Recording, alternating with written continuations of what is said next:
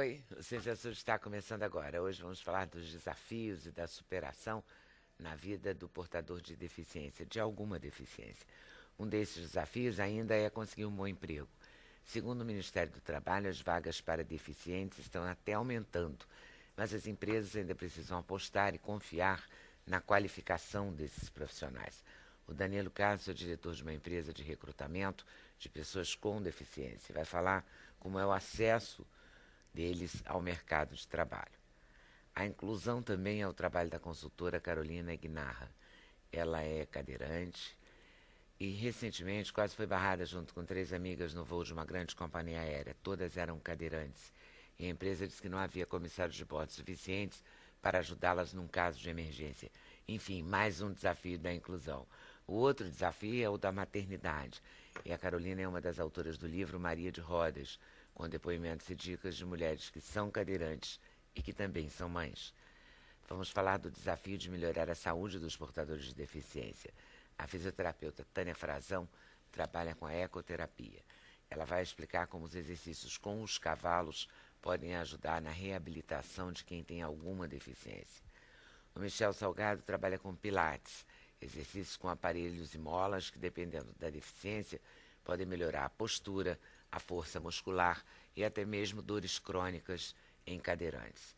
Os exercícios na água são assunto da Patrícia Marques e a hidroterapia, que pode ser usada também para tratar a dor de pessoas com problemas de locomoção ou na recuperação de lesões temporárias. E a música fica por conta de Gabrielzinho do Irajá. Ele ficou conhecido gravando uma participação na novela América, da Glória Pérez. Gabriel perdeu a visão ainda bebê e aos 2 anos começou a desenvolver uma paixão pela música.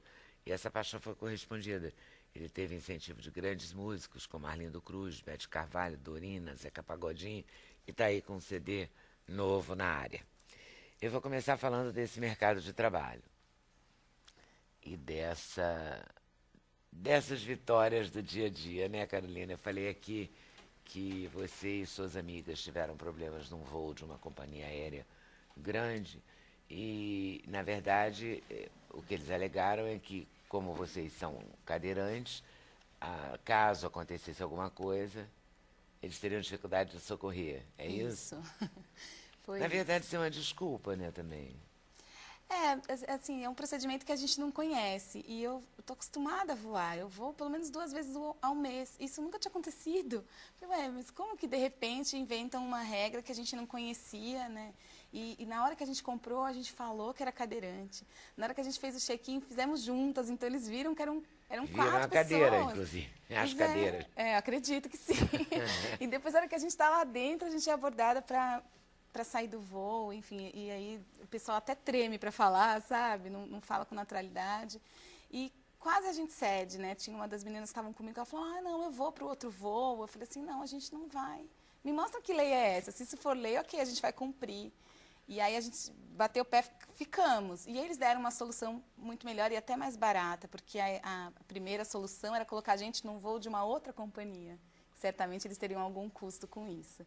E aí eles colocaram o próprio funcionário da companhia para voar com a gente. E resolveu. Mas isso, assim, a gente atrasou, o voo atrasou. Ele disse, mas todo mundo vai atrasar. Eu falei, então todo mundo vai atrasar, porque não é a hora da gente ser abordado, né? Que isso tivesse sido orientado antes, caso fosse um procedimento de segurança. Mas não é. O procedimento é viajar normal. Como é que você faz com seus atletas? É muito complicado, porque normalmente vai uma delegação, 15, 20 atletas. E aí a gente tem que chegar na hora, né? Se você avisar, não é permitido. Então é complicado, a gente precisa voar com eles juntos, né? Claro. E aí fica sempre esse impasse. Aí você chega lá com 15, 20 cadeirantes. E aí são acomodados, entendeu? Que coisa, né? Então tem que criar a situação, né? Exatamente. Isso precisa, né, ser modificado. Né? Claro. São muitas lutas, né, na verdade. Porque essa é uma. De uma parcela, a parcela que vai voar. Mas tem a rua, né, que as calçadas são altíssimas, quase Você sabe absurdas. Que nas discussões das redes sociais sobre esse episódio do voo, muita gente disse assim, putz, mas elas estão reclamando de voo, eu não consigo nem pegar ônibus, sabe? A gente fica até com peso na consciência, fala assim, é verdade, tem gente que nem ônibus no dia a dia para ir trabalhar, para estudar, passa pelas mesmas dificuldades, né? Talvez em outras proporções. Porque, na verdade, os ônibus teriam que ser adaptados, né? Teriam. Mas não são. Não são. Não é? E quando são, não funciona, né? Poucos são, né? Poucos são, e às vezes não funcionam. Muitas vezes não funcionam. Muitas vezes as Aquele pessoas não tipo sabem elevadorzinho, assim, para descer o... Às vezes o motorista não é treinado para usar. Então até tem o acesso, mas a pessoa chega lá, o cara não sabe usar. Aí a própria cadeirante fala, não, aperta aqui, aperta ali, porque a gente está acostumado, a gente já sabe. Acho que o tema acessibilidade parece básico, né? Mas hoje tem um grande desafio. Mesmo antes de falar de todo, né, mercado de trabalho, etc., a gente ainda percebe que tem muita inacessibilidade em todas as o dia a dia, as coisas mais comuns, mais banais do dia a dia, né? Você pegar um ônibus, ou viajar de avião, se você tem que se locomover, ou subir, ou descer uma calçada, ou você chega para... A gente sempre vem em eleição, na hora de votar, a pessoa chega cadeirante, a urna está lá no segundo andar. Como assim? Vai ter que carregar aquela escada? E é constrangedor isso, né? Muito. Imagina que eu tenho uma filha e ela precisa passar por isso junto comigo. Então, assim, a escola dela eu tenho que me preocupar com acesso. E, assim, é engraçado que a gente em sociedade vem contaminando, né? Então, as mães dos amiguinhos se preocupam com isso. Então, se elas marcam uma festinha, elas já falam, olha, Carol, pode vir na festa, eu preparei num buffet que tem um banheiro adaptado para você. E aí a gente começa a perceber que a gente em sociedade que vem quebrando essas barreiras, né? O que vem primeiro? É a mesma história do ovo da galinha, não sei. Se eu estiver na rua, talvez as pessoas percebam e começam a promover o acesso. Se eu não tiver, aí fica, né, ninguém reclama, ninguém... Mas eu acho que durante muito tempo, também nos anos 50, 60, por aí, as pessoas não saíam muito de casa. Ainda não saem. Os cadeirantes não saíam, as famílias escondiam filhos portadores de alguma deficiência ou com síndrome de Down. Não é? Essa visibilidade vai gerando um constrangimento que aí a companhia aérea vai ter que se mexer, a companhia de ônibus vai ter que se mexer, a gente mesmo, né, vai ver e vai reclamar. Porque, assim, no Rio tem uma lei que diz que tem que ter um banheiro. Se o restaurante tem 2 andares, tem que ter um banheiro no que corresponde ao térreo, né, por exemplo. Quase nenhum tem. É verdade. Né? E fica tudo por isso mesmo também. Eu não sei São Paulo como é. São Paulo tem a mesma lei, porque a lei é federal, mas não tem fiscalização. Às vezes, viajando em cidades menores, eu fui para Primavera, uma cidade no interior de São Paulo, tinha tudo acessível na cidade. Porque aí a fiscalização acontece de uma forma mais efetiva, né? Em São Paulo não dá conta. Que eu saiba, assim, o funcionamento dos estabelecimentos é assim, manda um alvará para a prefeitura. Aí a prefeitura vê na planta que tem acesso, ok, está liberado, pode funcionar. Mas na prática ninguém fiscaliza. Então a gente passa por isso, então, eu preciso avisar. A pessoa de má fé também manda a planta com acessibilidade, mas não constrói. Não constrói. E às vezes nem é má fé, é que não percebe a importância. Assim, para que eu vou gastar, sei lá, 10% a mais da minha obra se eu nem tenho cadeirante como cliente ou pessoa cega? Por que eu vou fazer um cardápio em braille se nunca entrou um cego aqui? E não percebe que não entra porque não tem. Se tivesse, talvez entrasse, né? E é um público. Hoje, trabalhando, a gente é consumidor. E a gente vem sendo respeitado por, né? E até um público mesmo que tem... As empresas que vendem se interessam hoje num público que trabalha e que pode consumir. E como é que você resolveu a sua vida? Assim, como é a sua história? Eu sou cadeirante porque eu sofri um acidente de moto em 2001. Eu tinha 22 anos, tinha acabado de me formar na faculdade, sou professora de educação física, colega de alguns aqui. Bacana.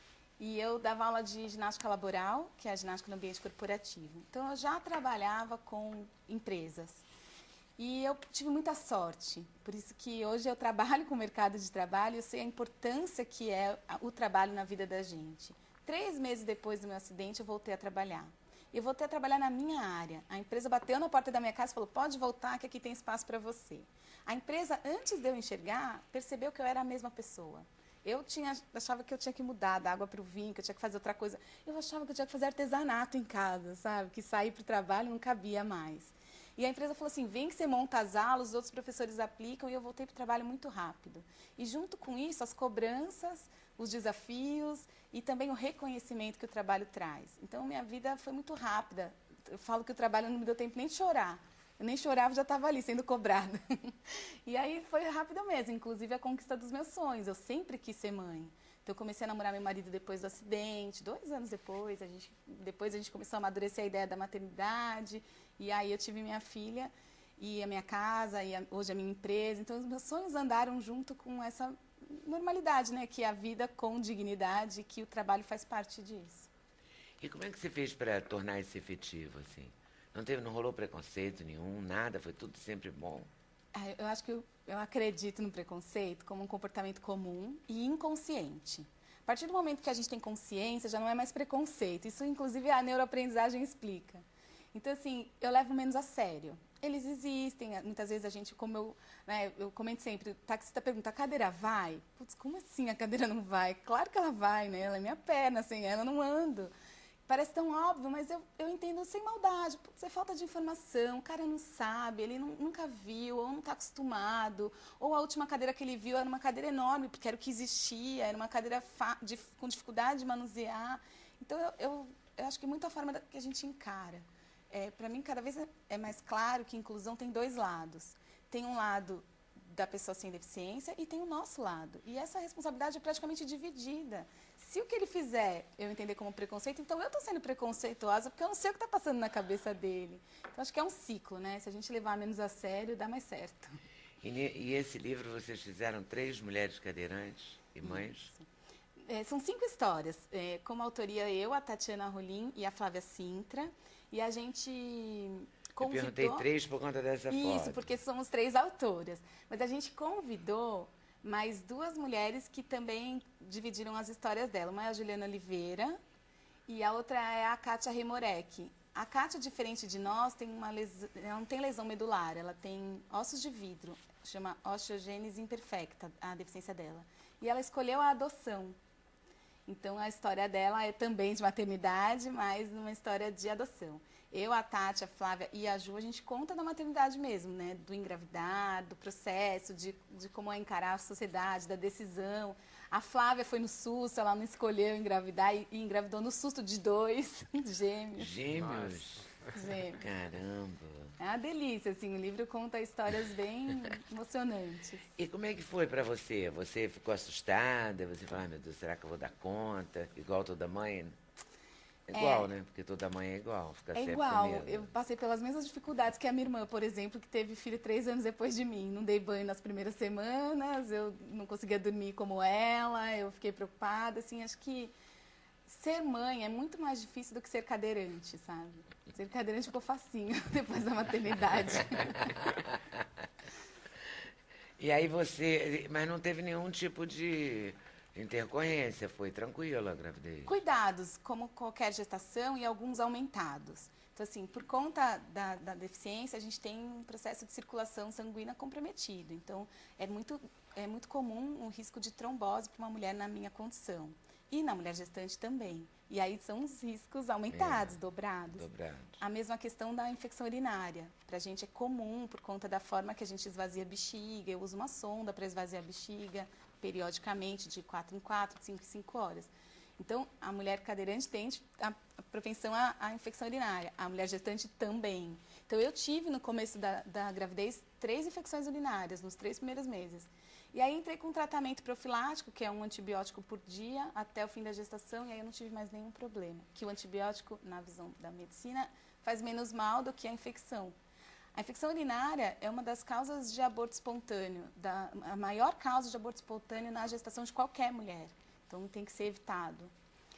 E também a questão da dor nas costas e risco. E aí, assim, um risco bem específico da mulher cadeirante é a úlcera de pressão, que é a escara que pode acometer por ficar sentada muito tempo em cima do bumbum, pode vir uma ferida que é de dentro para fora, quando ela aparece ela já é grande e a recuperação é muito demorada. E como é que faz para saber que está tendo? Tem que ficar Se ela olhando. vem de dentro para fora? Só vai aparecendo assim, fica vermelhinho, você acha que não é nada. E, de repente, quando ela aparece, ela abriu. E aí, assim, eu já tive uma ferida, mas foi ao contrário, foi de fora para dentro. Eu raspei eu tinha já uns 6 anos de lesão. Eu raspei na areia do mar, que eu fiquei com a minha filha no rasinho, aí fui raspando, era que eu vi que eu tinha machucado, e aí sentada em cima, aí ele começa a abrir. E eu precisei de 1 semana de bumbum para cima. Mas tem histórias de mulheres que ficam 8 anos de bumbum para cima, de pessoas cadeirantes. E alguns têm que fazer plástica, têm que fazer cirurgia. Então, esse é um risco, porque aumenta o peso, aumenta aí o risco de úlcera de pressão, né? Mas o livro tem foto, tem um álbum de cada uma, né? Tem um álbum. Olha que barato. Tem um álbum, essa é a Flávia com Mariana e Matheus. Tem aniversário. O aniversário dos nossos filhos são todos pertinho. Tudo em mesmo, julho. né? Nossa, é um monte de festa. Um monte de festa, um fim de semana de cada um. Revezando. E aqui, ó. No final você faz esse aniversário antes do mês, faz uma festa só pra todo mundo. Você sabe que a gente pensou nisso, Gabrielzinho? Vamos fazer uma só de economiza, mas ia ter uns 500 convidados, 200 de cada lado, já pensou? Nossa, vai ser Não dava. no estádio. Aí você vai ter que alugar um Maracanã lá em São Paulo, Pacaembu, né? O Pacaembu. Você sabe que o lançamento do Maria de Rodas foi no Museu do Futebol, lá no Pacaembu, dia 10 de maio. E aqui o álbum de cada Ju uma e a com Catinha, tudo... que são as convidadas no final. E essa é a Tati Rolim. A nenê dela, a Tati foi a inspiradora do livro. Ela estava no auge, assim, a Maria Eduarda tinha acabado de nascer, ela estava com os hormônios à flor da pele, coisa de mãe. E ela começou a escrever, ela começou a pensar assim, putz, como vai ser quando ela começar a andar? Como vai ser quando ela começar a falar? E ela falou, quer saber, vou chamar umas amigas para contar de crianças maiores. E a minha é a mais velha, né? A Clara vai fazer 7, da Flávia vai fazer 5 e da Tati vai fazer 2. E como foi na hora que ela começou a falar? A Tati? É. Quando ela começou a falar sobre a... Não, quando a sua filha começou a falar. Ah, como foi? Ah, então, Ela perguntou? a Clara, as crianças percebem, né? A gente fala que os nossos maiores medos, eles mesmos trouxeram as respostas. Então, eu tinha medo de como ensiná-la a andar, e ela traz a resposta, de como pegá-la do chão, e a criança traz a resposta. E foi assim para mim e para elas. A Clara escala a minha cadeira com uma facilidade, e aí eu percebi que a minha afilhada, que tem 3 anos mais nova, faz a mesma coisa pela convivência. Eles trazem as dificuldades. Assim, Eles trazem as soluções. A solução. Obrigada. Eu fui passear com a Clara e com a Luísa. E a Luísa, minha afilhada, ela é indisciplinada. Ela corre da mãe dela, ela se esconde. E eu vou no shopping com ela, ela fica do meu lado. Comigo ela não corre, comigo ela não apronta. Então, assim, quando tem outro adulto, ela é danadinha. Mas quando é comigo, elas parecem que percebem, né? E foi assim, a Clara percebeu que eu sou cadeirante. Ela nunca questionou, por que você é assim? Ela tem o maior orgulho de mim. Ela me levou para falar com as crianças da sala dela, um mês atrás, que o tema da Feira do Livro era pessoas com deficiência, né? E ela foi toda orgulhosa mostrar a mãe dela. E as crianças, nossa, foi uma experiência incrível. Eu me emociono toda vez que eu conto, porque as crianças perguntam tudo que o adulto quer saber, com a maior naturalidade do mundo. A pergunta máxima desse dia foi assim, como você faz número 1 e número 2? Ai, que fofos. Que adulto que pergunta isso. Eu achei o máximo. Eles perguntaram assim, Carol, como você... A sua vida mudou muito depois de cadeirante? Aí tinha um menininho que tem um irmão cadeirante. Ele, posso responder? Aí eu, pode. No começo é difícil, mas depois acostuma. Ele respondeu assim. Falei, muito bem. Porque ele já tem experiência em casa, né? Incrível. Arrasou. E você continuou na mesma empresa ou você criou uma empresa para você? Eu criei, foi assim, ó, a empresa que eu trabalhava me deu a oportunidade de voltar, eu voltei, fiquei quase 4 anos lá, trabalhando com qualidade de vida. E aí eu atendi o RH das empresas com programas de qualidade de vida. E aí em 2004 foi um boom, né, de contratação, por causa da lei de cotas. E aí as empresas que eu atendia começaram a me pedir palestras para falar sobre a minha inclusão no trabalho. E aí eu comecei na própria empresa com um projeto lá dentro. E aí depois de 4 anos eu amadureci a ideia de ter a minha empresa. Hoje eu tenho a Talento Incluir, que é uma empresa com outros sócios, mas que não seria possível se não fosse aquela oportunidade do começo. Ela super apoia. Ela arranja emprego? Ela é uma agência recrutadora? Então, o recrutamento é um dos trabalhos que a gente faz. Inclusive, o Danilo aqui da PEJ é até parceiro nosso, porque a gente não faz o recrutamento em volume, por conta da nossa missão mesmo. O que a gente faz é cultura inclusiva. Quando a empresa procura a nossa empresa, o que vocês precisam? Eu preciso contratar. Então, só contratar por contratar é importante, é o que cumpre a lei, mas vai contra a nossa missão. Assim, a gente faz um trabalho de informação na empresa. Então, forma gestores para perguntar com naturalidade, inclusive o número 1 e o número 2, porque se ele não souber, ele não vai entender o atraso de um cadeirante no banheiro. Então, a gente começa a quebrar os mitos mesmo, né? E o nosso trabalho é de disseminação de cultura. E também a gente atende vagas até pelo processo. As pessoas querem, as empresas também, e aí vai acontecendo. E como é que é o seu trabalho, Danilo? Hoje a gente atende, bom, é um grupo multinacional que atende as empresas, né? Os nossos clientes são as empresas que buscam, quer dizer, o grupo ele atende diversos mercados e uma das unidades de negócio é a contratação de pessoas com deficiência para o A mercado. lei manda, existe uma lei de cotas? Exatamente, existe uma lei de Como é cotas essa já há lei? mais de 20 anos, né, que obriga as empresas a partir de 100 funcionários a contratar um percentual do seu quadro que varia de 2 a 5% de contratação baseado no número de funcionários das empresas. Então, para as empresas é um grande desafio, não é um tema novo, mas hoje o que a gente percebe é que, assim, tanto do lado dos profissionais quanto do lado das empresas, existe uma vontade de dar certo, né? Então, hoje a gente percebe, quer dizer, o mercado tem um pouco de tudo, você vê empresas que hoje simplesmente desconhecem o tema, e, infelizmente, empresas expressivas, de grande porte, essa é um pouco da realidade, mas você tem também empresas que estão bastante avançadas no tema, e aí não somente falando de uma contratação por contratar, mas que querem realmente incluir e que estão cientes dos desafios, não somente pela lei, mas com a questão também do quanto a diversidade pode agregar para o negócio no dia a dia. Mas as empresas têm uma obrigação de contratar, mas ela pode cumprir a obrigação e ponto. Ou não? Ela Pode. não cumpre se ela não se preparar. Sim. Se ela não se preparar, ela pode até cumprir aquele número. Mas sem informação, as pessoas com deficiência não ficam, né, Danilo? Acho que é bem esse... uma coisa faz parte da outra. Só contratar, tem muitas empresas que contratam e passa um mês já não tem mais o número que ela precisa, porque são pessoas que se a gente não souber tratar, também não fica na nossa empresa, né? Então... Acho que a mesma dificuldade que se tem na rua com acessibilidade existe dentro da empresa de conseguir fazer o seu gestor, o seu chefe, entender a necessidade daquele deficiente, o deficiente conseguir atender as expectativas do chefe também, como gestor, na dificuldade do trabalho do dia a dia, num atraso, numa falta que às vezes acontece por alguma necessidade especial. Então, tem algumas necessidades dos deficientes que precisam ser melhor compreendidas pelo gestor. E não é todo gestor que está preparado ainda para isso. A questão da acessibilidade não é só do lado de fora na rua, é dentro das nossas empresas, é dentro da nossa casa, é dentro do mundo como um todo. Nossos apartamentos não estão preparados 100% para receber um cadeirante. Mas outro dia veio uma arquiteta aqui e eu fiquei muito impressionado. Depois, na rua, as pessoas que me encontraram, pessoas comuns, falam, aquela arquiteta, hein?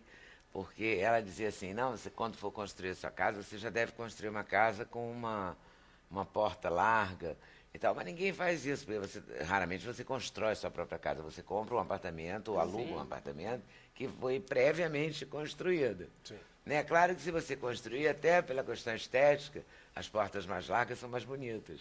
Você vai botar uma porta maior, né? Mas quando você aluga um apartamento, como é que você faz? Você não vai alterar. O meu é assim, eu tenho que adaptar tudo, senão não entra. Pois é, tem que adaptar tudo, né?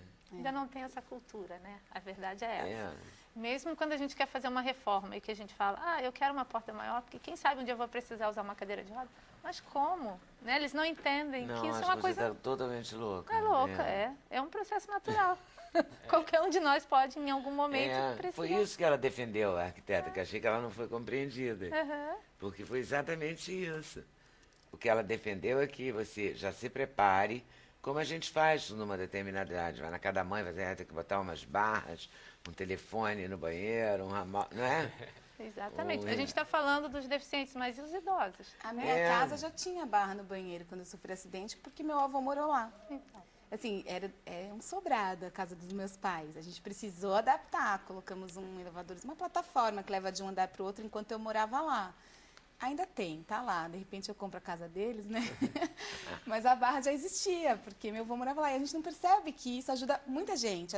Esses dias, o amiguinho da minha filha quebrou a perna. E aí a mãe dele falou, agora eu entendo sua dificuldade. Porque a minha casa não está preparada para ele. Ele ficou um mês na cadeira de rodas porque quebrou a perna. Isso pode acontecer com qualquer criança, com qualquer pessoa, né? É que as pessoas têm mania de ver isso com o outro, né? Pensar que só vai acontecer com o outro. Né? É verdade. Mas essa coisa de quebrar a perna, os colégios têm escadarias enormes, os teatros Tem pouquíssimos teatros adaptados. Tem um episódio no livro que a Flávia Sintra conta que ela foi embora do teatro porque ela não conseguiu assistir com as crianças. As crianças ficaram com a avó, com a mãe dela que estava junto, e ela foi embora chorando para casa porque ela não pôde chegar no teatro para assistir a peça com os filhos dela.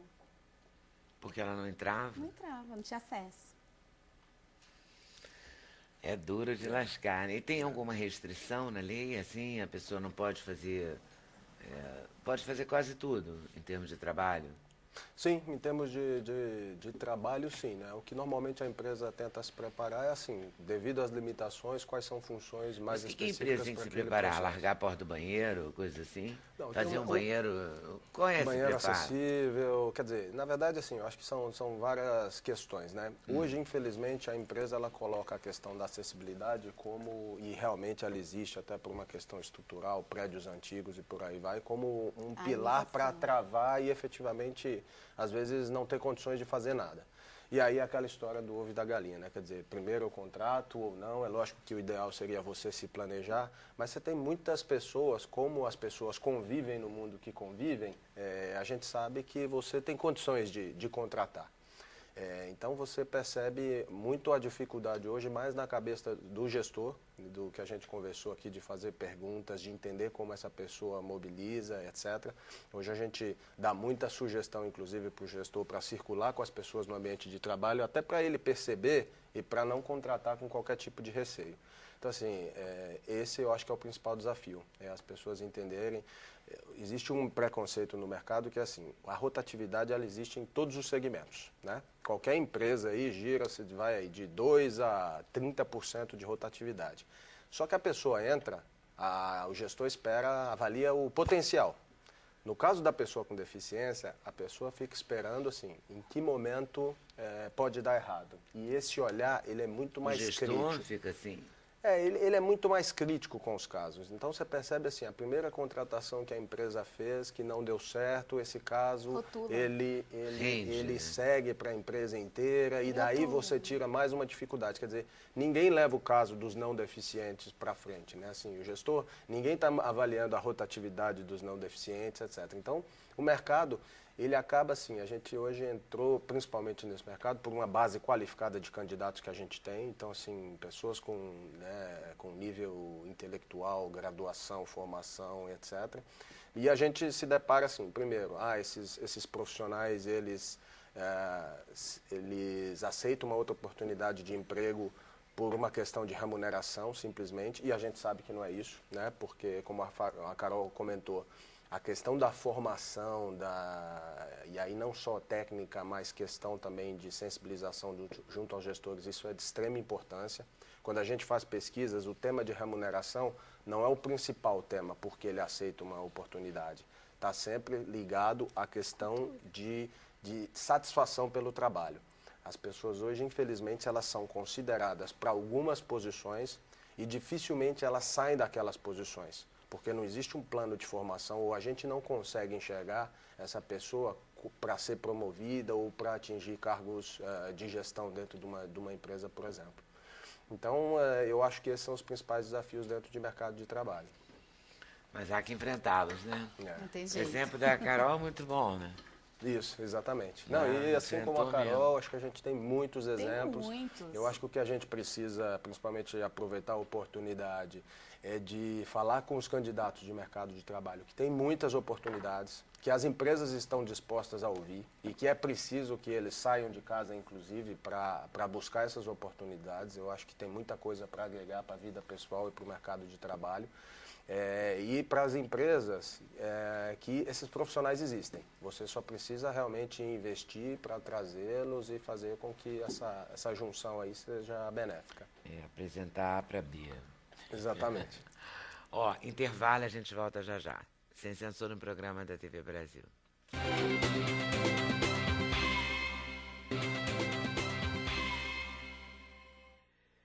Vou começar esse bloco falando da ecoterapia. É ecoterapia? Como é que pronuncia isso? Ecoterapia. Que parece ecoterapia, mas é com QU. QU de eco de cavalo. De equestre. Né? Exatamente. Então, como é que é, Tânia, esse trabalho? Ecoterapia. Então, eu trabalho com isso há 21 anos. né? Nossa equipe foi uma das pioneiras aqui no Brasil. Uma proposta com animais na reabilitação, imagina, né? Essa proposta há 21 anos atrás, as pessoas, que isso? Como assim? Como assim? E foi muito bom, né? Porque abriu novas possibilidades de tratamentos alternativos e não tão alternativos assim, né? Onde valoriza uma questão muito importante, que é o bem-estar emocional.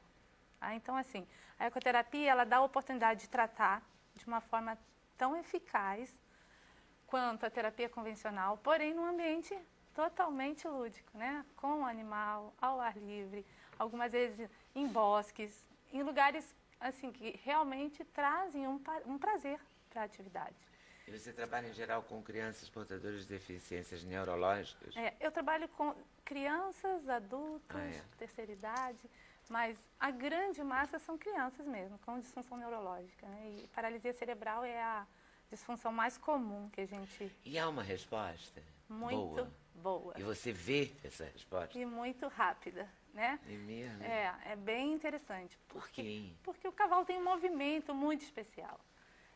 Por que o cavalo, né? Sempre as pessoas perguntam, por que não um cachorro ou outro bicho? Porque o cavalo é possível se montar e aproveitar o movimento que ele transmite através do deslocamento dele.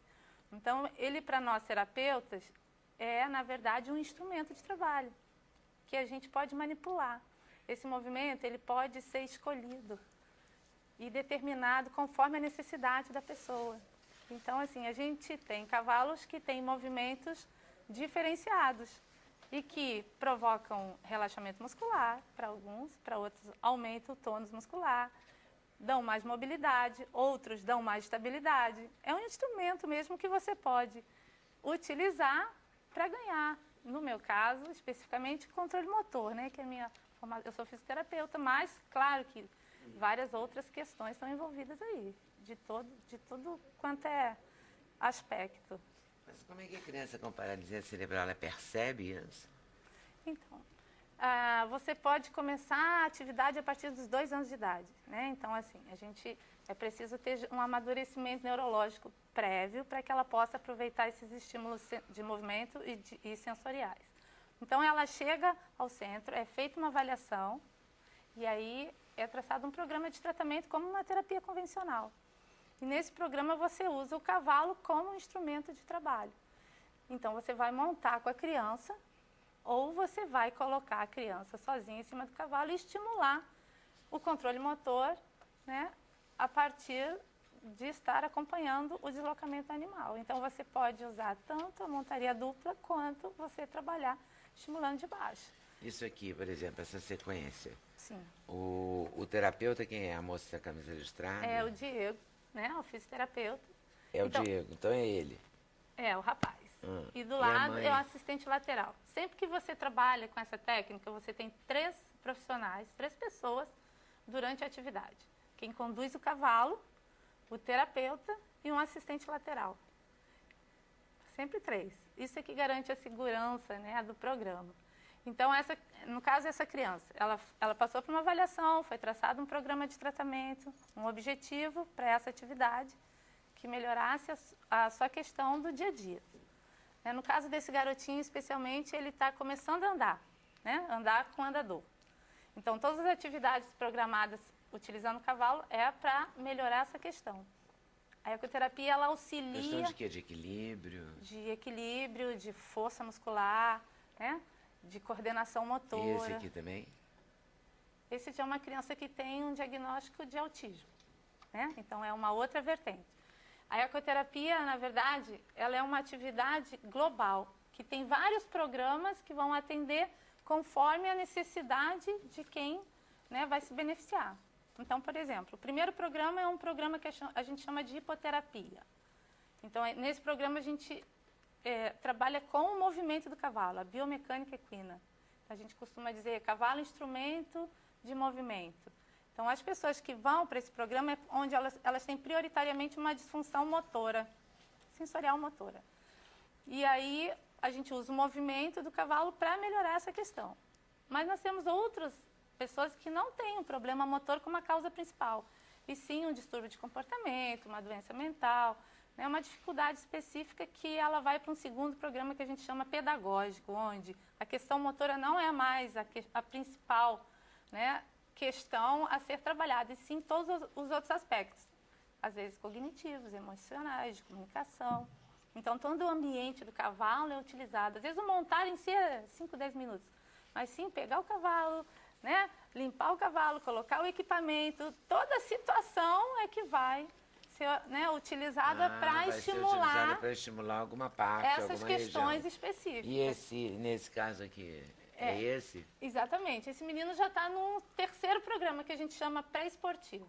Então, por exemplo, os praticantes, né, do programa de hipoterapia, do programa pedagógico, que gostam da atividade e querem continuar a praticar por prazer, por esporte, então eles são treinados para isso. Hoje a gente tem o programa pré-esportivo, que é um treinamento para as competições hípicas adaptadas e paralímpicas, que a gente já está nesse... Já está no pré-esportivo. Nesse patamar. Já. Porque ele tem autonomia, ele consegue interagir com o cavalo e ele ama, né? Ele quer a carinha dele aqui, ó. Esse é o Rodrigo. Né? De felicidade. Exatamente. Mexendo Na no verdade, cavalo, é incrível. o cavalo passa a ser, né, um membro, né?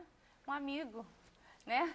E a gente começa com a terapia e depois eles gostam da atividade, a gente vai dar alta e eles não querem ir embora. Esse aqui é bem pequeno, né? Ele é pequeno. Todos eles têm acima de 2 anos, tá? Crianças que têm síndrome de Down, a gente costuma indicar a partir do 3º ano. Porque elas têm algumas crianças podem ter uma malformação entre primeira e segunda vértebras cervicais, que não é possível se visualizar a nível de exame complementar antes dessa idade. Então, assim, há um risco. Você deixa uma margem de erro aí. Exatamente.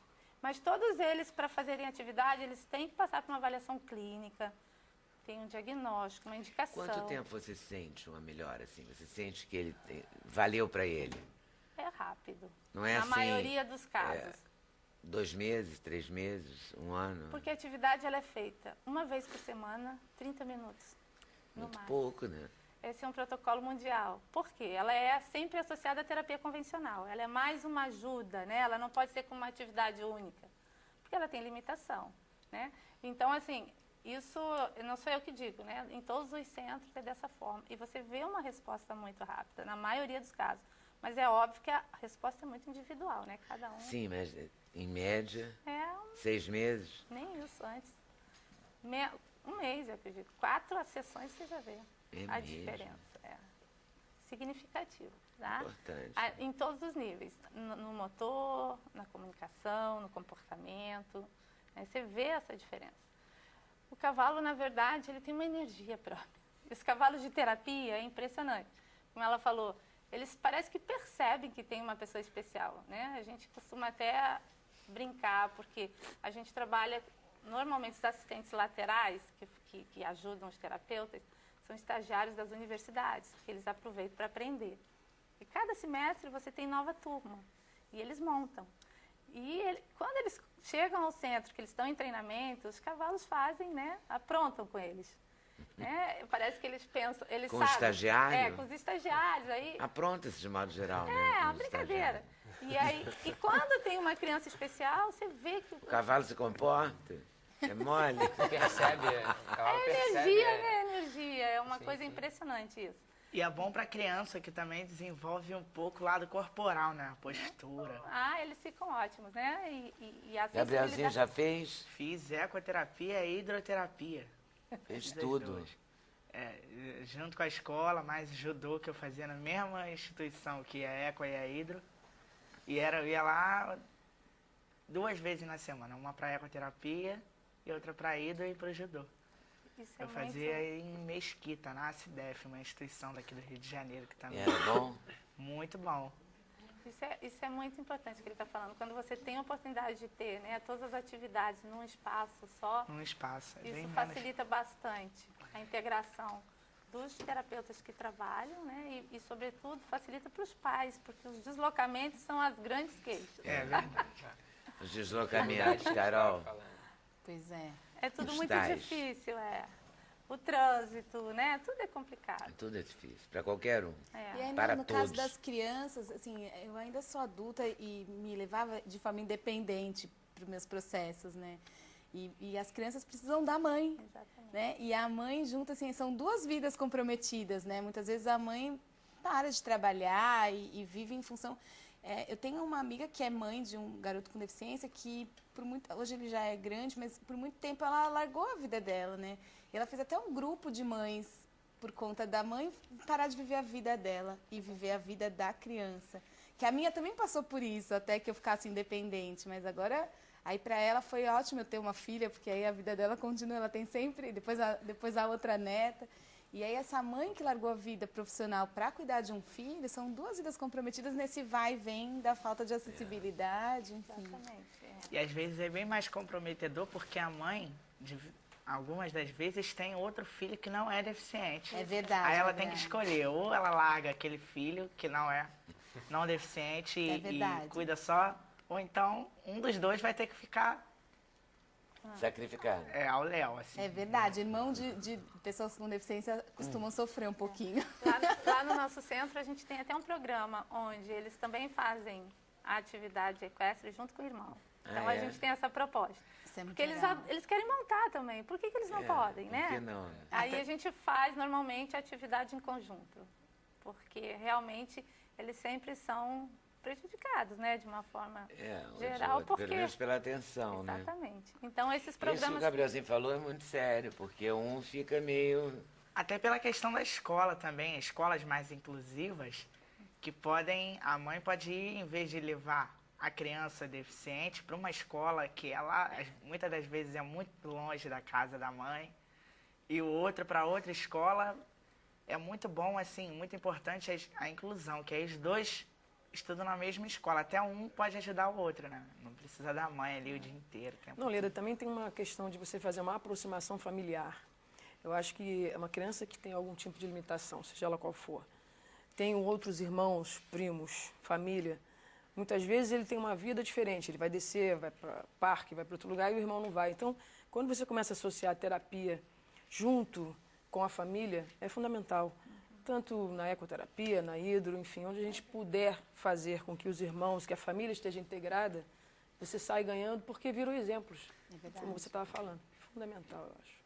A família é a grande base, assim. Às vezes me perguntam, é mais fácil adquirir a deficiência ou nascer? É mais fácil ter uma família legal, porque se você nasce e tem uma família que te nega, é ruim. E se você adquire e a família também não sabe lidar com isso, às vezes protege demais, né? Então, eu lembro da minha reabilitação, e minha mãe não esquece disso, dizendo assim, se ela tem sede à noite, ela vai passar para a cadeira e vai buscar água. Quem mandando botar a garrafinha do lado da cama? E é isso mesmo, se eu não passar todo dia, eu nunca vou passar de uma forma rápida. Natural, eu só vou é. ficar natural quando eu fizer. Se fizerem para mim, eu não faço. Né? Então, a família é a base de tudo. No nosso livro tem a história da Catinha, que tem uma deficiência de nascença, e a deficiência dela comprometeu a infância por conta dela cair e quebrou, né? Ela tem os ossos de vidro. E a mãe dela ficava lá na porta da escola, mas não deixou...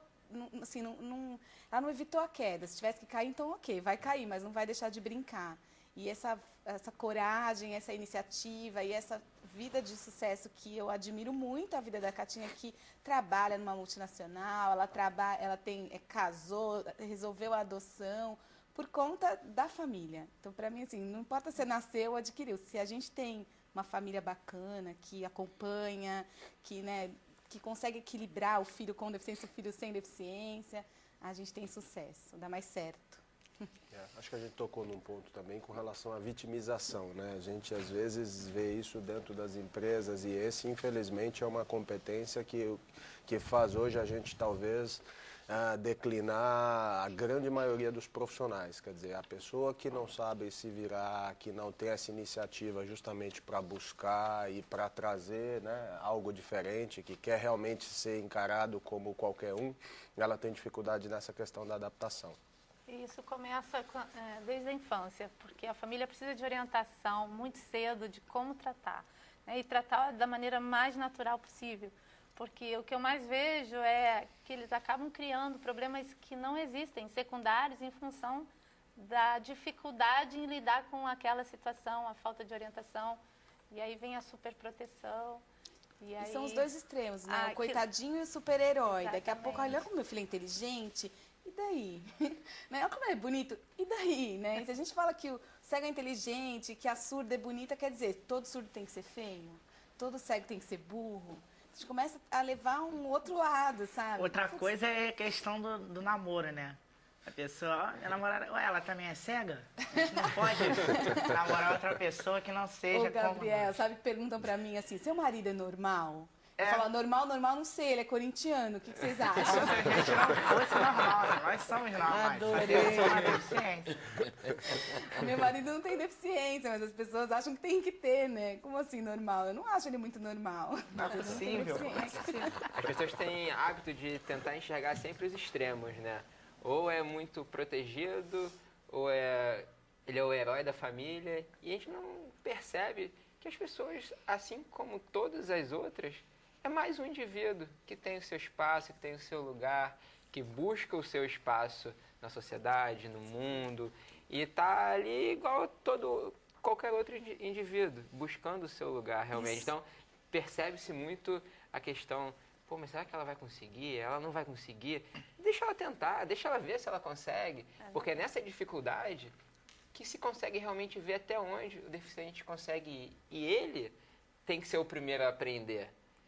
É verdade. Pois é, então, falando em aprender, estou vendo aqui umas fotos do Pilates, eu volto aí depois, tá? A pessoa faz o Pilates na própria cadeira, Não, se ela for cadeirante? pode fazer parte do tratamento, da atividade física. O que é o Pilates? Pilates é uma atividade física. É uma atividade física criada por um alemão, tá, após a Segunda Guerra Mundial, onde se começou inicialmente a atividade voltado Para feridos de guerra. para os feridos da guerra, para os lesionados na guerra, para as pessoas que estavam naquele exílio, que tinham pessoas normais, tá, ou pessoas com lesões mais graves, menos graves, mas tinham-se lesões nos indivíduos.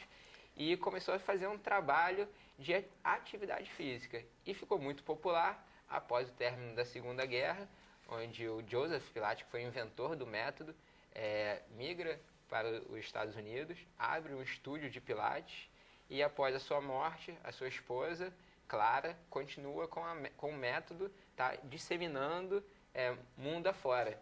E o Brasil tornou-se hoje uma referência do Pilates, muito mais do que nos Estados Unidos. O brasileiro tem uma preocupação muito grande com a atividade física. E o desafio que a gente percebe é fazer com que cada vez mais os indivíduos pratiquem atividade física. E o deficiente físico também precisa praticar atividade Pois física. mas é que eu queria saber como é que o deficiente físico pratica o Pilates. E o que acontece? A gente percebe que o deficiente físico, o cadeirante, ele pode fazer parte do tratamento, parte da atividade física, a gente pode chamar de tratamento de atividade física. Depende do estado, do momento, da situação. Mas ele faz na cadeira, ora fora da cadeira.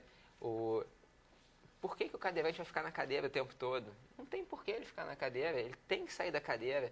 A Carol falou, a gente tem que ter um cuidado muito grande com as úlceras de pressão.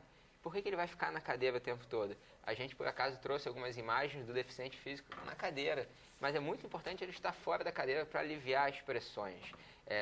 Mas ele pode trabalhar com aqueles elásticos, Pode trabalhar com os com o elásticos, equipamento todo sentado com na as própria molas. cadeira. Sentado na cadeira, deitado no aparelho, sentado no próprio aparelho, apoiado nas bolas, nos bolões. Tem muitos exercícios para se fazer.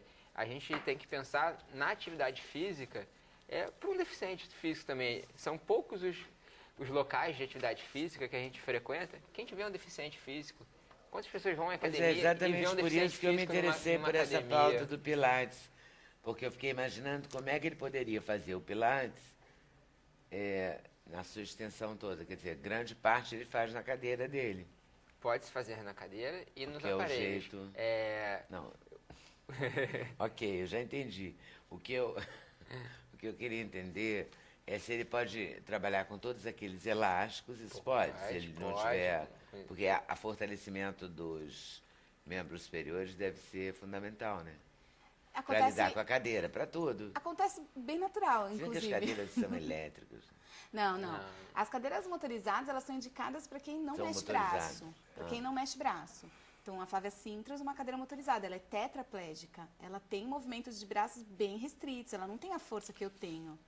Eu sou forte, a força veio natural, assim, de tanto eu me carregar, eu vou ficando forte. Se eu aumento o peso, eu vou ficando mais forte.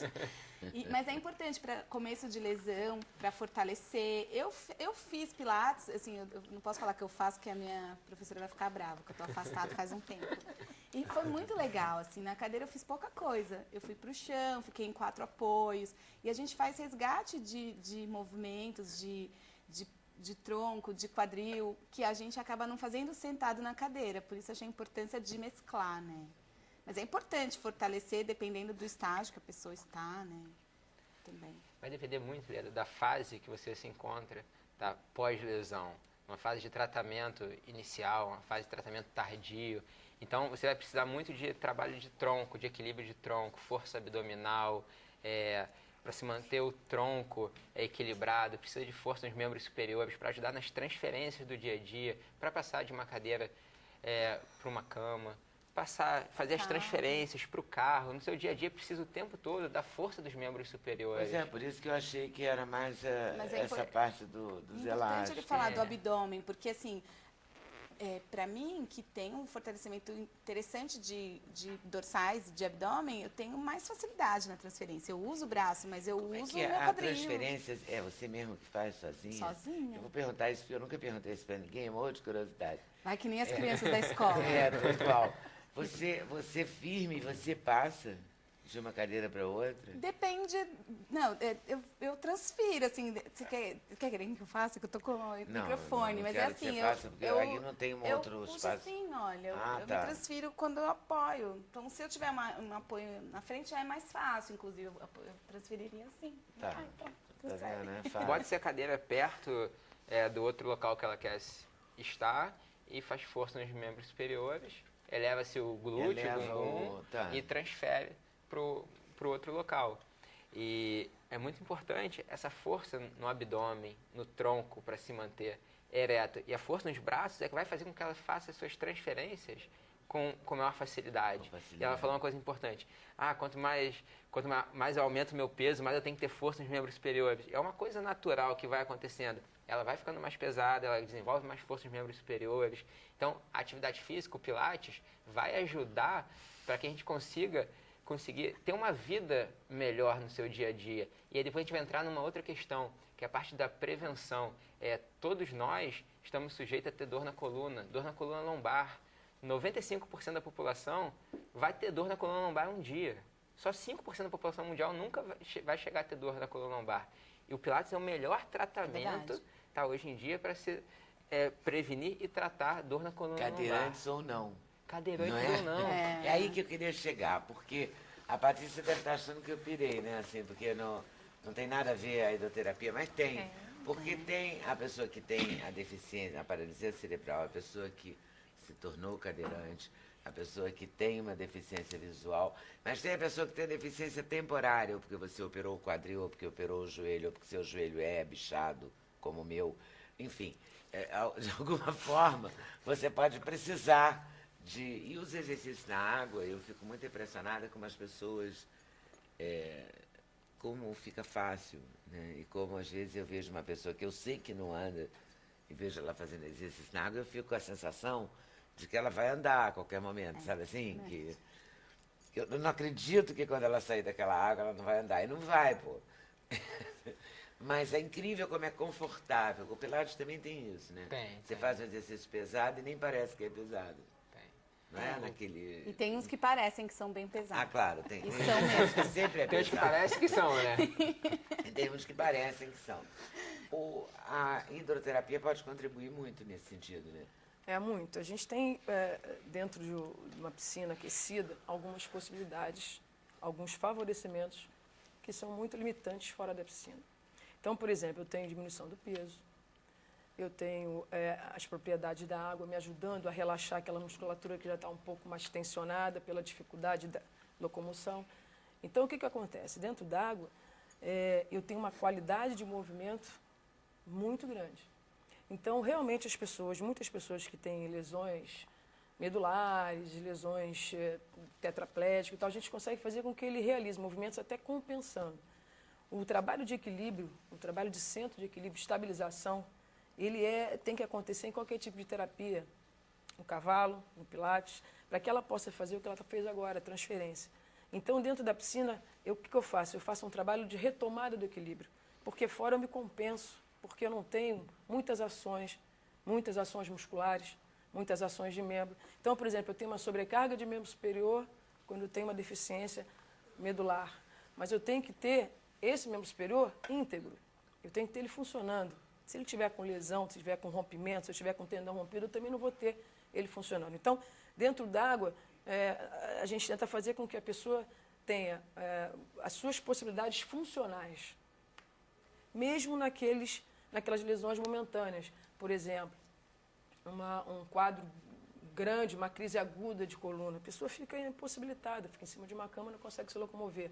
Nós recebemos essa pessoa toda compensada, muitas vezes com muletas e tal, e a gente começa a dar função, melhorar o quadro de dor. Então, ela consegue andar na piscina quando ela não consegue andar ainda fora da piscina. E aí a gente começa a fazer a circulação de retorno, melhorar. A gente começa a fazer a musculatura, melhorar o tônus. A gente começa a trazer de volta a autoconfiança, trazer de volta aquela pessoa para o dia a dia dela, porque isso é num segundo. É num segundo que você se machuca, é num segundo que você cai de moto, é num segundo que a vida muda. Fora aquelas lesões que nós temos de trabalho, né? Aquelas, por exemplo, uma lesão no túnel do carpo. A pessoa muitas vezes começa a ter dormência, dor. Ela fica impossibilitada e incapaz durante um tempo. Mas aquilo ali tem uma solução. Agora, quando é uma lesão grave, uma lesão raquimedular, uma lesão que é incapacitante, é irreversível, o ser humano tem que ter o poder de superação. Nós entramos, então, da terapia para que a gente possa melhorar isso. E a piscina é um facilitador, a água, as propriedades da água, a água aquecida já estão mais do que em voga. Por quê? Porque eu posso trabalhar junto com o cavalo, posso trabalhar junto com o pilates. Então, a água, para mim, eu consigo fazer um trabalho, aproveitando a resistência da água, eu faço trabalho de fortalecimento. São as pessoas que você falou, são as pessoas que têm deformidades momentâneas, né? Passaram por uma cirurgia, tiveram uma lesão por compressão, e essa compressão ela vai diminuindo, então as pessoas voltam a fazer do seu corpo um corpo funcional. Enfim, a gente tem alguns objetivos e algumas possibilidades, né? Gabrielzinha, hidroterapia você já fez também? Fiz. Gabrielzinha Muita é o coisa. personagem desse programa, já fez tudo. Eu já fiz, se tivesse alguém de teatro aqui, eu já fiz teatro, novela, muita coisa. E eu contei história para as crianças, de teatro de boneco, de fantoche, muitas das coisas. Entre Mas elas, nessa área da hidroterapia você fez também? Hidroterapia fiz. Gostou? Muito. É muito bom e não é só para os deficientes, também para os idosos, né? Que você me corrige se eu estiver falando. Imagina, você está certíssimo. Para os idosos, que aí eles desenvolvem mais, porque já fica meio assim. Não tem aquela força que Fica os meio ossos... emperrado, né? Não, os ossos não tem mais aquela força que tinha na juventude. Aí a natação desenvolve muito, principalmente os membros, né? Que tem que esticar o braço, a perna e tal. Eu não sei, Leda, se você vai me permitir, mas enfim, a Leda é uma pessoa que dentro d'água, a performance da Leda é impressionante. Ela corre, está aqui e não vai me deixar mentir. Corro, isso já é força de expressão. Ela da consegue parte fazer um dele. deslocamento com muita velocidade. Não, a ela água é um consegue- facilitador realmente importante. Agora tem que ir, né? Tá que nem eu, como a professora de Pilates. Igual você, Carol. Tem que se esconder. Não, mas a gente Tem tem, que ir. a gente tem uma resposta muito boa porque os clientes sentem a melhora. Então a gente tem isso aí, ajuda muito. E em tudo, a gente sabe que tem que ter a superação e tem que ter a adequação. Na água, a gente tem isso no mesmo momento. A pessoa que está muito encurtada, que está muito tempo sem fazer uma atividade física, a pessoa que tem uma articulação, uma lesão grave, não consegue fazer o seu dia a dia de uma forma mais normal, sem dor, né, sem sentir aquelas alterações, não consegue Eu acho dormir. incrível Enfim. também.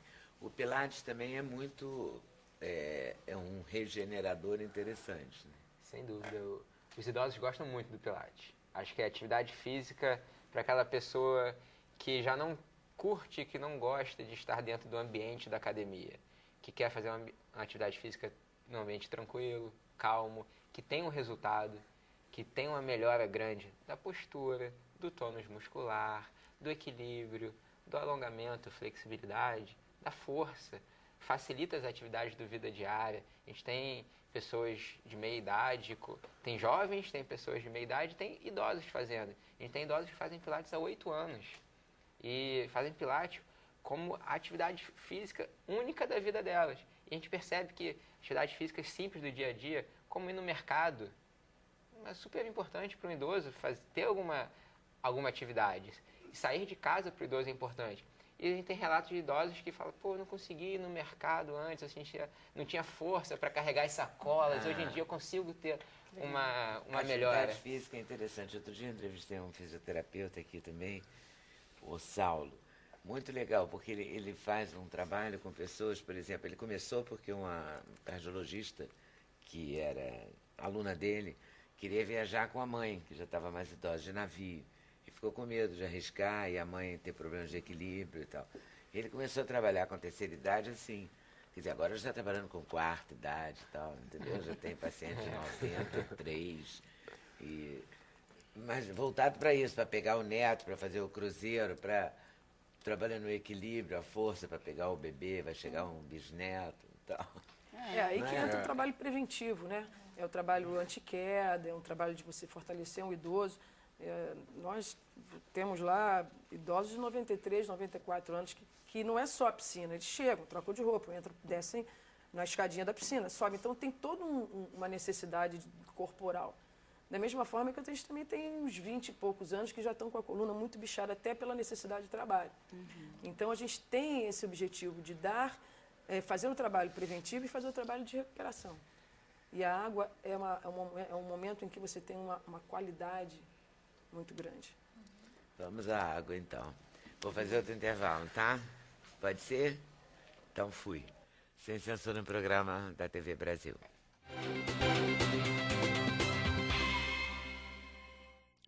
Gabrielzinho do Irajá. Quando eu conheci essa criatura, eu fazia América. Não era um jovem cantor, comandava roda de samba, não era isso? Isso. Através Pois da é, novela. gravou o primeiro CD que tá aqui, que eu até achei que era novo, mas não é não. Olha a carinha dele de bebê, eu acho. Quando eu vim aqui, eu tava preparando aquele CD. Esse aqui? Isso. Esse aqui que eu tô mostrando, Gabrielzinho do Irajá. Agora ele tá preparando o novo. Pelo site de financiamento coletivo. Esse site, você vai explicar pra gente como é que é isso, né? Vou. Pra gente poder espalhar essa ideia. Com certeza. Então pode explicar.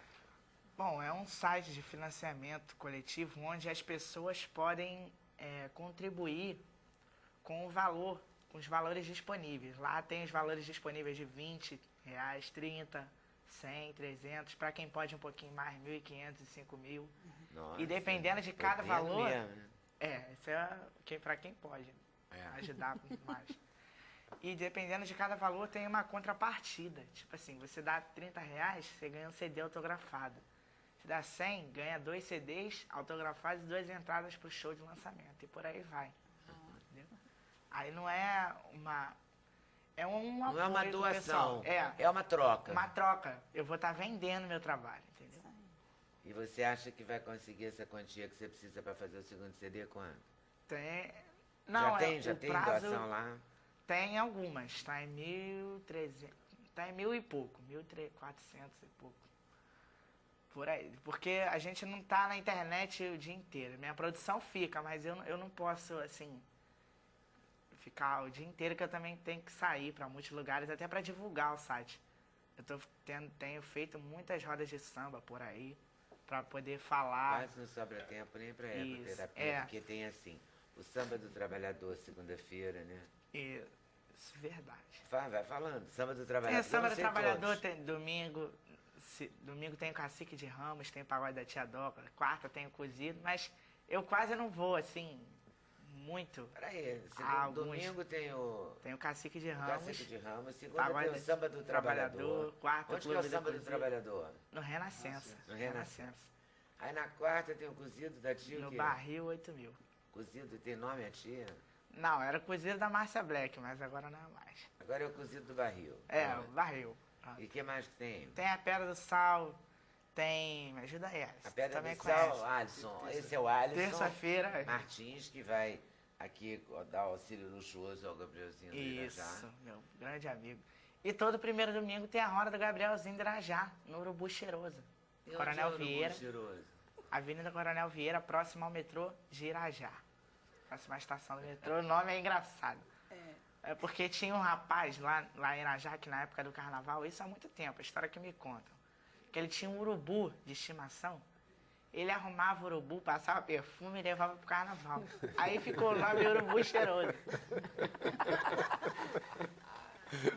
Adorei, Gabrielzinho. Escuta, tu vai à escola, não?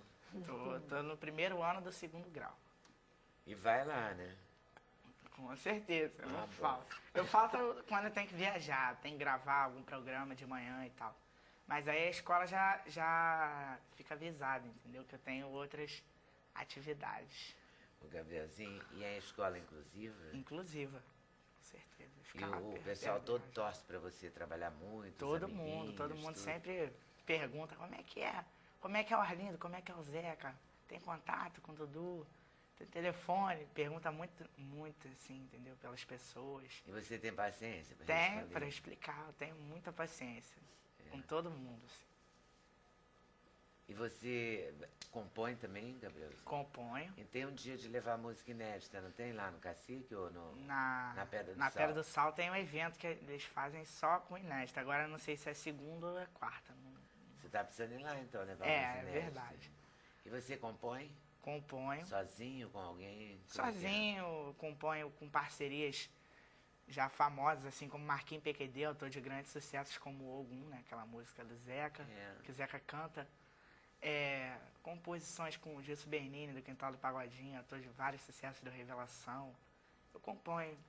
Eu até preparei duas músicas minhas aqui para mostrar. Ah, é? Ah, vamos à primeira? Vamos. Então vamos. Que ele Qual fala. vai ser a primeira? Que ele fala. Gabrielzinho Irajá e Marquinhos PQD. Pode ser um pouquinho mais pra trás. Isso. A minha calma vem da doçura da alma. Traz uma paz infinita, um sentimento de amor no meu sorriso, a verdadeira alegria de um coração que irradia a vida no Criador. Eu agradeço a Deus por ter me dado a luz que me conduz a caminhar. Tem gente que não vê o que posso enxergar. Não vou sofrer, não vou chorar. Eu tenho dom na inspiração e força pra cantar. Eu sou escravo da emoção, não deixo de lutar. Não sou Tomé na minha fé, eu sei que vou chegar nesses milhões de corações a me escutar. Só agradeço, eu agradeço a Deus por ter me dado a luz que me conduz a caminhar. Tem gente que não vê o que posso enxergar. Não vou sofrer, não vou chorar. A minha calma.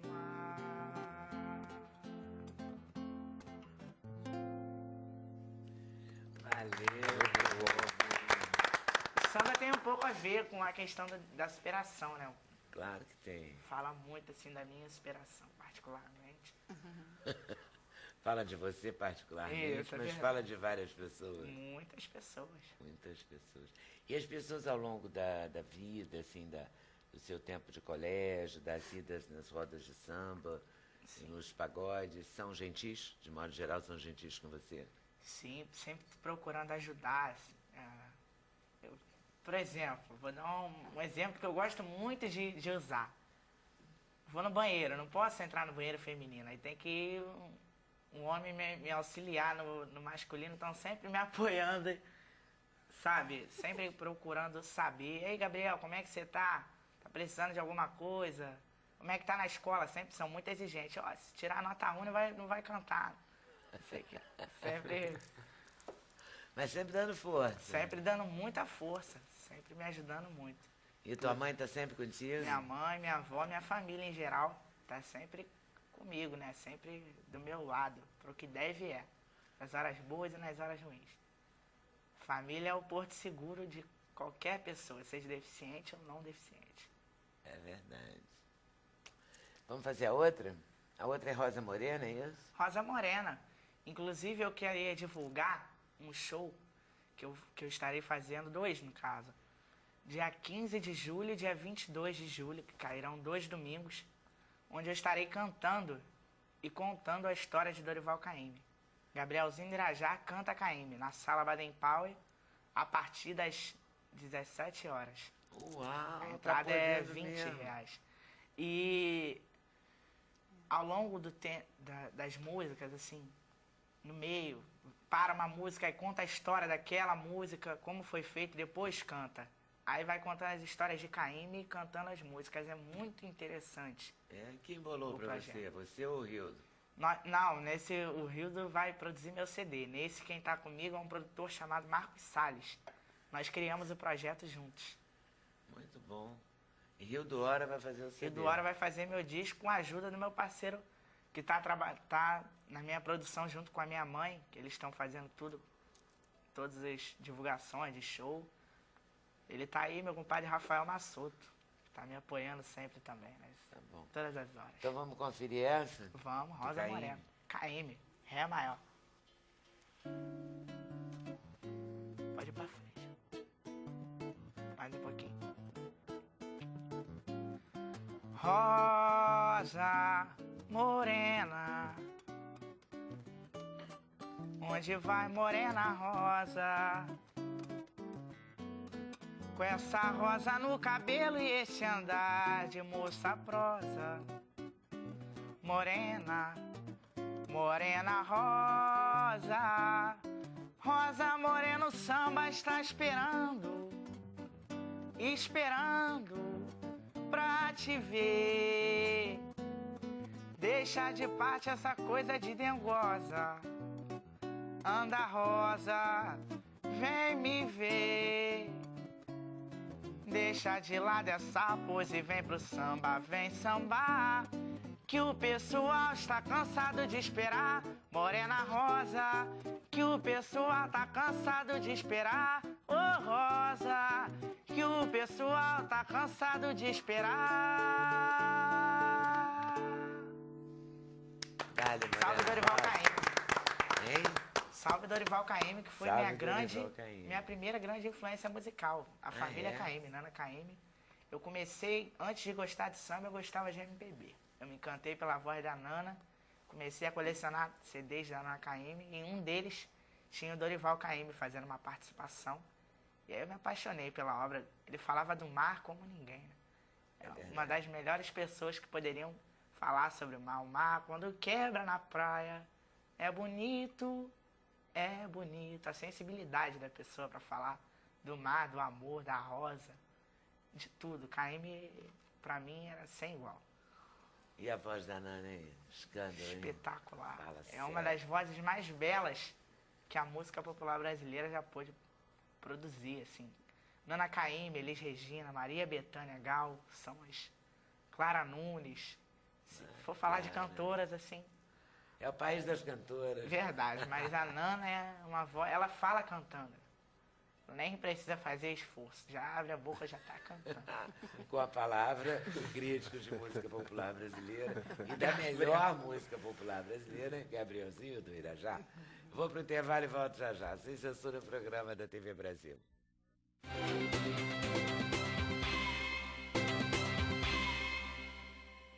Como esse bloco é super rápido, eu vou pedir uma palavra de cada um pra gente encerrar, tá? Uma palavra de ordem, uma palavra decisiva. O que você acha que foi importante pra você? Diga aí. Carol. Começa comigo? Eu posso Você começar foi com a o primeira. Danilo. Isso, deixa eu pensar. Vai, Eu Danilo. acho que inclusão e empregabilidade, eu acho que está nas mãos de todos. Michel. Eu acho que acessibilidade para todos. Acho Tânia. Oportunidade. Isso eu acho fundamental. Se você tem oportunidade, você pode mostrar aquilo que você tem capacidade. Patrícia. Lembrar só que nós somos seres humanos semelhantes. Então, o que acontece com o outro pode acontecer com a gente. Então, superação e adequação no dia a dia eu acho fundamental. Carol. Não foi a primeira. Foi bom. Vou deixar uma frase da Flávia, minha querida amiga e parceira no livro, que ela diz que a gente pode ser feliz sem ser mãe, mas depois que a gente é mãe, a gente não imagina a vida feliz sem nosso filho. Acho que é isso que me completa. É real, é real, é real. Tá aqui o livro da Carol, da Tatiana e da Flávia, né? Gabrielzinho. Deixar uma frase primeiro para a superação. Os deficientes não vejam a sua limitação, seja visual, seja auditiva, como uma barreira, mas sim como um degrau para você dar um salto maior em busca da superação. E eu queria divulgar mais uma vez o site de financiamento coletivo, é www.cibit.com.br. Financiamento coletivo é para o Gabrielzinho gravar o outro CD. Nesse primeiro CD, que ele já nem pode dublar mais, né? Não Porque tem a como voz fazer, não é né? mais a mesma, que ele era um garoto. Quantos anos você tinha aqui? Eu gravei CD com 9 anos. Era fã da Nana Caymmi desde os 2,5. 2,5. Quer dizer, tá bom isso, né? Tá muito Tinha Dudu Nobre, tinha Luiz Carlos da Vila, tinha a própria Nana, tinha a Velha Guarda da Portela, Dorina, Zeca Pagodinho, Arlindo Cruz, Renatinho, Partideiro. Isso. E aí, show do rival, teve Bete Carvalho, no Leandro lançamento. Sapucaí. Fundo de Quintal foi no Canecão. Fundo e Almig Neto participaram no Canecão. No rival, as participações foram Bete Carvalho, Leandro Sapucaí, Dorina, Luiz Carlos e Renatinho. É esse garoto aí que tá se preparando, já tá preparado, né, pro segundo? Já estou preparado para o segundo CD. Estou na escolha de músicas e agora só falta concluir a verba lá que A fica captação. disponível até o dia 10 de setembro para a pessoa que quiser contribuir. Então, eu vou encerrar, vou agradecer a vocês por terem vindo. Super obrigada, valeu. Obrigada, Alisson Martins, pelo auxílio luxuoso aí.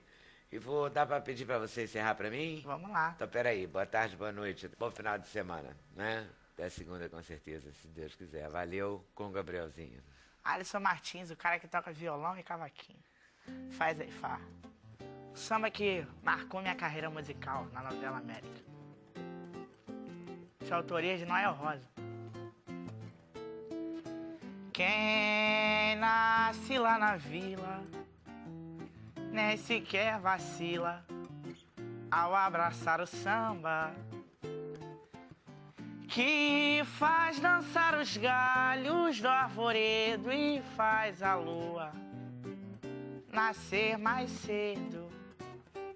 Lá em Vila Isabel, quem é bacharel não tem medo de bamba.